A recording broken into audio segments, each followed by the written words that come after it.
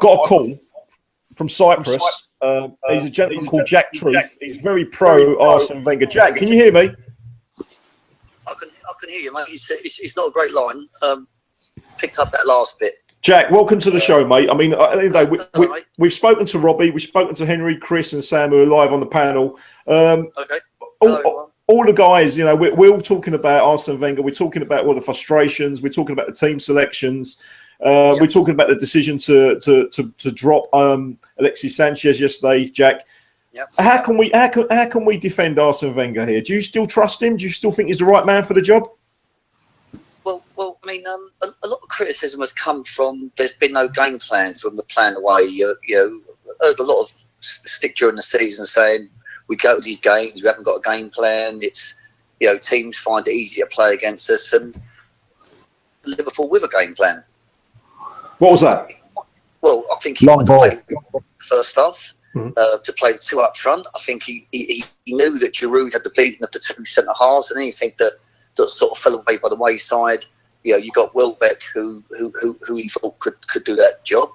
I must admit, putting Alexis on the bench confused me. But then, on reflection, trying to read between it, I think he saw Alexis could have an impact in the second half. Back four was tiring. I mean, I admit, I think Iwobi hasn't been. But I think at that stage, I think he wanted to, when Welbeck and Giroud were playing sort of up top, he wanted Iwobi sort of to switch from that left-hand side role and also to play in the central attacking midfield role. Okay. And I think that was the tactics. I think he wanted, and you could see the frustration in, because they get caught, because I think our fullbacks needed to be a bit more disciplined and hold back at the start. They weren't. They were bombing forward. I think for that first goal, Coutinho was in an offside position when the ball was played through. And I'm over in Cyprus, so I've got no commentary. I've got no. Yeah. So and to be honest, I haven't really sort of read up on what that. But when that ball come across and Coutinho went through his legs, I mean, Bellerin he's sort of watching. Yeah. He's watching the ball. He should have been looking behind him. So you could see the frustration. It was a bad defensive mistake. Jack, I mean, I think. Go on. Sorry, Jack. Sorry to cut you off, there, mate. I mean, we're talking about individual mistakes, and we're talking about like players. We seem to get punished for it. But I think the second half, I don't think he'd have brought Sanchez on at half time. I think once Coquelin had got booked, and Coquelin got a lot of stick yesterday. I admit, his distribution's good, but he was doing a lot of covering for that in front of that defence. I think Xhaka had a great opportunity to impose himself on that midfield, and I think he was pushing too far forward. Okay. But in the second half, when Alexis come on and Giroud got that opening header, which hit the bar, tipped onto the bar, yeah. The game plan was working. And Welbeck went through, scored that great goal. But I really do believe, I know, a massive turning point. I mean, Emre Can was doing a fantastic job shielding that back four, but I felt the referee had let him away with quite a few. I think on 2 or 3 occasions he could have saw a yellow. He did a very similar challenge with the foot high up to what Coquelin done. Coquelin gets booked for it, he don't. Right. And then, I mean, I'm sitting in the bar, I'm surrounded by Liverpool fans, and we're all going, well, that's Emre Can, he's off. Yeah. When he come through and walk off, I thought that's a red card. And and I could then, I mean, I'm not being funny, I could see Arsenal then going on scoring 2 or 3 goals. I thought we're going to take these out. So, Jack, you think the turning point of the game was the of Emre Can? No. I think the turning point of the game for us was that stupid first goal. Right? I mean, that first goal that Liverpool scored, we were on the back foot at the end. The team is low on confidence. I think there's, immediately they let a goal in. They seem to, they seem to implode. I think we've got the media frenzy that just can't wait in every second to have a go. As the players do get affected by it. I mean, I know they do read stuff on the social media. They do listen to things like this. I mean, we know that. Oxlade Chamberlain accidentally pressed like, didn't he, on a tweet where he's a fan of Arsenal Fan TV, isn't he? So they read it all, and these are young boys, and yes, they're very rich, but they're still human beings. They still get affected. Yeah. by what goes on. Then, but at the end of the day, I do think that the team gets punished. I mean, we have been. I do recognise that there's a lot of things that are not going right within the team, but results bring you confidence. And all I'm saying is that Liverpool got absolutely battered by Leicester on Monday, right? Mm. Okay, playing Lucas at centre half. Saturday night, them players that come on the pitch, they look around that ground, and those fans are screaming. Those fans, they made it a cauldron, and those Liverpool players immediately are 10% better because they know that they've got their fans behind them for whatever reason. And let's be fair, Liverpool 20% better because Alexis won't play. Yeah. We picked the wrong team and gave them the hand straight away.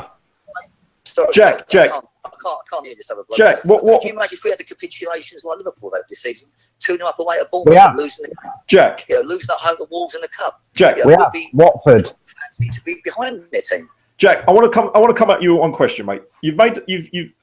Please just excuse me if I sound rude, mate. But you've made an excuse at the referee. Sorry, it's cutting out, man. That's right, mate. You blame the referee for the not sending off Emre Can. You're saying that the fans have impacted the game. You've done everything apart from point the finger tonight at Arsene Wenger. Sorry, I can't hear you, mate.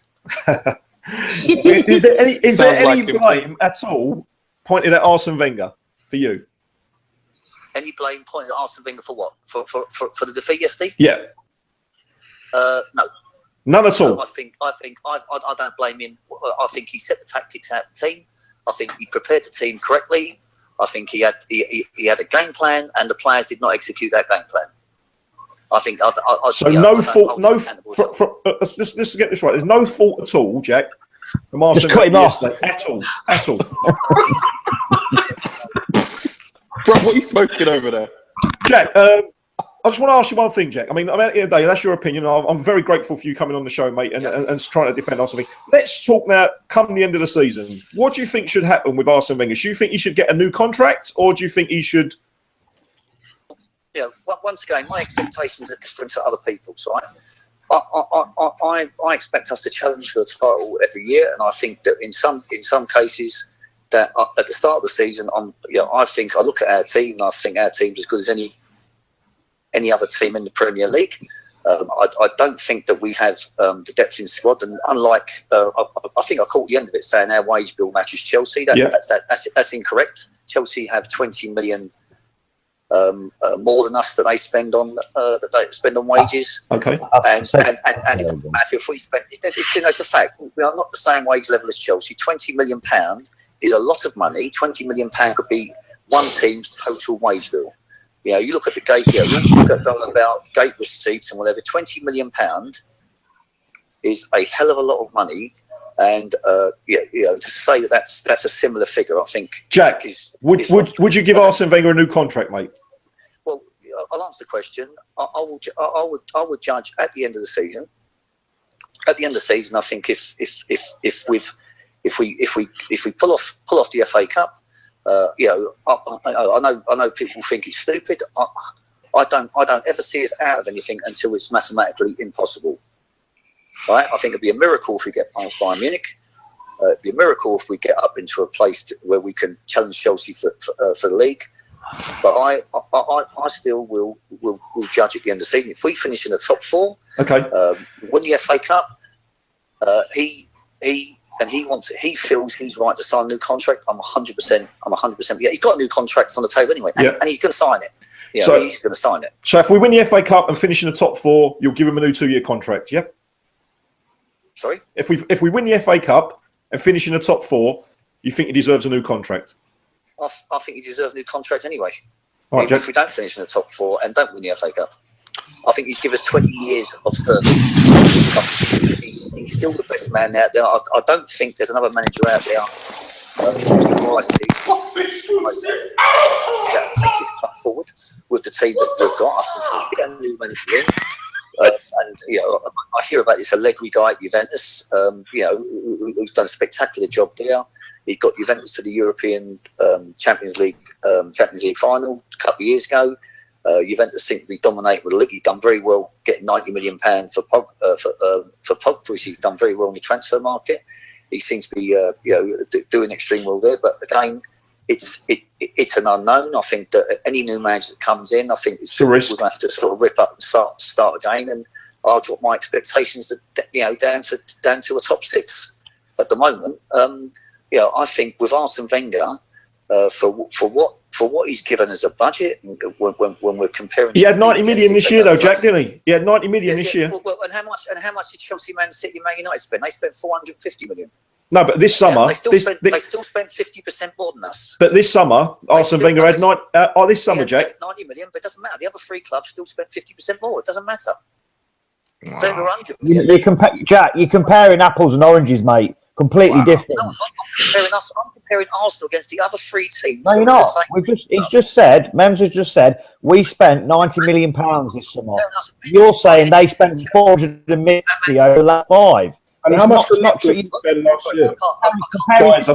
Guys, Robbie, can you hear what Jack's saying, mate? Do you want to come in here? I mean, Jack's calling us from Cyprus, and I'm very grateful for Jack's time. He's saying that if Arsenal win the FA Cup and finish 4th, he would give Arsene Wenger a new contract, and he deserves it. No, I'm saying if we don't win the FA Cup and finish at the top 4, he still deserves it. He's still okay.